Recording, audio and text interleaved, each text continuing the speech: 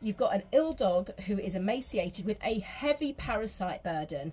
That dog is not going to recover until you start to get rid of those parasites. Just yesterday, I was reading a comment in a group with a lady who had rescued a dog that was completely riddled with fleas and worms and ticks, very emaciated, and she'd immediately treated it with a chemical treatment and then wanted to know about natural options. Brilliant, that's the right thing to do.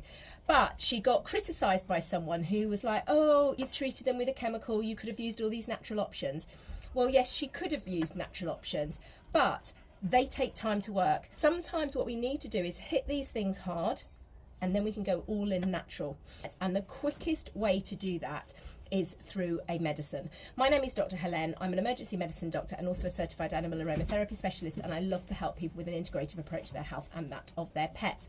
Now, a worm burden is going to stop your dog getting the nutrients from the food that they need. A heavy parasite burden and a tick burden can cause anemia, and it sounds like this dog was actually pretty poorly. She also had other pets in the house, another dog, and so they then risked getting these parasites.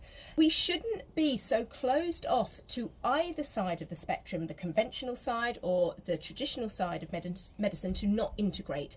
We can integrate these things safely and effectively.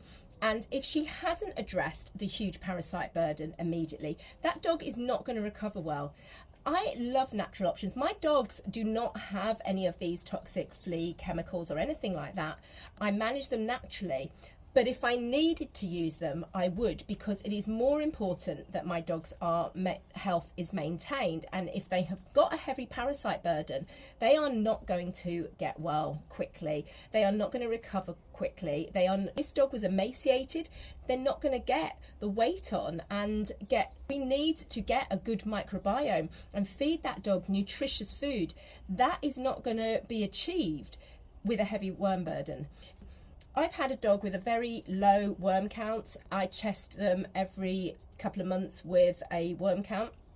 Very low result. I treated them naturally, and within 2 weeks I retested and there was no positive count, and I've never had another positive count either.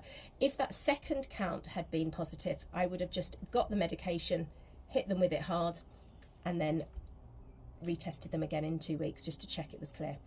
If you would like help on looking at an integrative approach to your health and that of your pets, do drop your questions below, or feel free to hit me up in the DMs and find out how I can help you and your pets have a happy and healthy life.